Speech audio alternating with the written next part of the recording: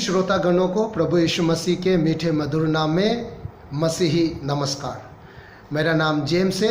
मैं जामताड़ा में रहकर परमेश्वर का सेवकाई करता हूँ। आइए हम आराधना के संबंध में एक पद की ओर हमारा ध्यान करेंगे। मैं आपका ध्यान को रोमियो की पत्री उसका 5 अध्याय 6 पद की तरफ ले जाना चाहता हूँ। रोमियो की पत्री 5 अध्याय 6 पद ऐसा लिखा है, क्योंकि जब हम निर्बल ही थे तो मसीह ठीक समय पर भक्तिहीनों के लिए मरा। एक बार फिर मैं पढ़ देता हूँ, क्योंकि जब हम निर्बल ही थे तो मसीह ठीक समय पर भक्तिहीनों के लिए मरा।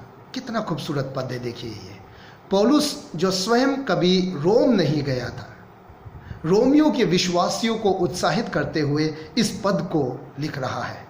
इस पद में मानवीय अवस्था और परमेश्वर का व्यवस्था का बहुत ही खूबसूरत मिश्रण करके वे रोमियो के विश्वासियों को उत्साहित करना चाहता है। मानवीय अवस्था और परमेश्वर का व्यवस्था। मानवीय अवस्था क्या है?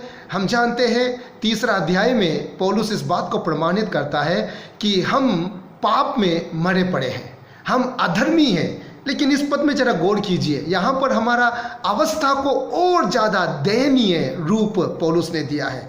वो कहता है हम निर्बल ही थे। 3 अध्याय में पौलुस ये बात प्रमाणित करता है कि हम शैतान के जाल में और पाप के गुलामी में फंस चुके थे और वहाँ से निकल पाना हमारे लिए असंभव था। और पौलुस उस बात को हमारा निर्बलता के साथ जोड़ देता है। और फिर दूसरा एक और शब्द का इस्तेमाल करता है, वो कहता है कि हम भक्तिहीन हैं। भक्तिहीन का अर्थ बिना परमेश्वर, विदाउट गॉड, परमेश्वर रहित। हम उस भेड़ के समान थे जो बिना परमेश्वर भटक गया, बिना चरवाहा भटक गया था। हम वैसे ही मनुष्य थे, बिना परमेश्वर हम भटके हुए अवस्था में थे। हम निर्बल थे और हम भक्तिहीन थे। और ऐसे में परमेश्वर का व्यवस्था को जरा गौर कीजिए। लिखा है मसीह ठीक समय पर हमारे लिए मरा। प्रभु यीशु मसीह का मृत्यु हमारे लिए वरदान और आशीष बन करके आया है।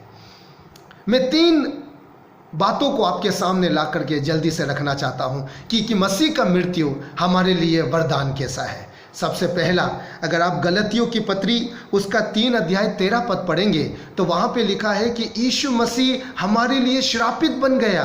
क्यों? ताकि वो हमें पाप की गुलामी से छुटकारा दे सके। हाँ, वहाँ पर छुटकारे शब्द का इस्तेमाल किया गया है। हमें छुड़ाने के लिए यीशु मसीह का मृत्यु जरूरी था। अगर यीशु मसीह मरता नहीं, यीशु मसीह का अगर मृत्यु नहीं होता, हम पाप से कभी छूटते नहीं। और दूसरा, मैं आपके ध्यान को 2 कोरिन्थियों की पत्री उसका 5 अध्याय 19 पद की तरफ ले जाना चाहता हूँ। वहाँ पे लिखा है कि हम जो बिना परमेश्वर भटके हुए अवस्था में थे, हम जो बिना परमेश्वर काफ़ी दूर भटक गए थे, यीशु मसीह के मृत्यु के द्वारा यीशु मसीह ने हमें परमेश्वर के साथ एक बार फिर मिला दिया है। ए मिनिस्ट्री ऑफ रिकन्सिलिएशन, एक मेल मिलाप का सेवकाई।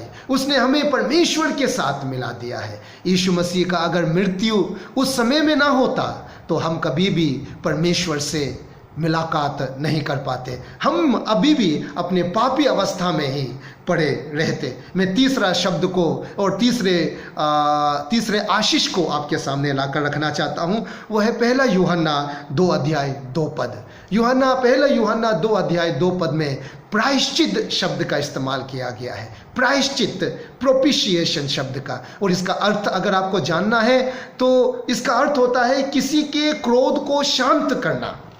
परमेश्वर धर्मी है और उसका पाप के ऊपर क्रोध और पाप को सजा जायज है, और हम पापी हैं। परमेश्वर का क्रोध हमारे ऊपर आना था, लेकिन यीशु मसीह ने बीच में आकर, परमेश्वर और हमारे बीच में आकर के परमेश्वर का सारा क्रोध को अपने ऊपर ले लिया।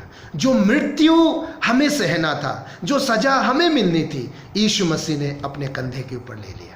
यीशु मसीह के मृत्यु के द्वारा परमेश्वर का क्रोध शांत हुआ है। ये 3 आशीषें हमें परमेश्वर प्रभु यीशु मसीह के मृत्यु के द्वारा मिला है। और कितना खूबसूरती के साथ पौलुस इन बातों का वर्णन करता है, परमेश्वर का व्यवस्था और हमारा अवस्था। हमारे दयनीय अवस्था में परमेश्वर ने हमारे लिए एक व्यवस्था तैयार किया। आइए हम उस परमेश्वर की आराधना अपने दिलो जान से करें। परमेश्वर के नाम की महिमा हो।